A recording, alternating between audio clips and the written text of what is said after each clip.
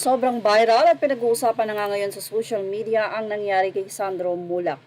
Kung saan, syempre alam na ng mga netizen kung ano nga ba ang naging ganap.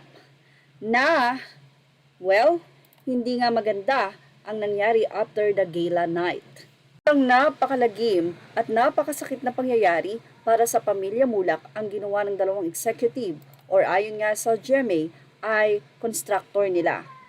Hindi pa man nga kinukumpirma, pero ipinakita na nga at nilalantad na nga sa social media ang dalawang mukha ng di umano ay executive ng GMA. Naayon nga kay OJ Diaz, ang plano, ang desisyon, ang isa ay tila hindi matatanggal pero may kaukulang parusa at ang isa naman ay tatanggilin na. Pero hindi yan ang plano ng mga Mulak dahil bukod sa sinabi ni Nino, mula sa tita ni Sandro Mulak, ang pinsang buo din ni Nino, na si Arlene Mulak na kapatid naman ni Aga. Sa kanyang Instagram, narito ang buong pagsuporta ni Arlene Mulak sa pamangkin.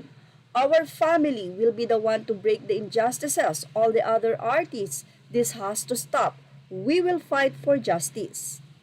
After ng pag-usapan nito sa social media, ay tahimik pa rin ang nasabi nga pong dalawang sangkot sa ginawang ito kay Sandro.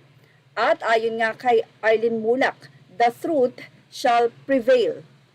Welcome kailan lamang ay binahagi nga ni Nino Mulak ang nagpupuyos niyang galit. At ayon nga sa kanya, as we said, inumpisahan nyo, tatapusin ko. Sino nga naman bang ama at ina ang hindi masasaktan sa nangyaring ito?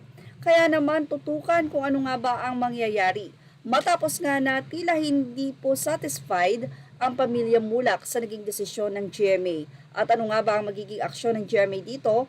Matapos nga na ang kanilang dalawang malalaking kumbaga ay parte ng network ay nasasangkot ngayon sa nasabi nga pong hindi basta-basta biro na pangyayari.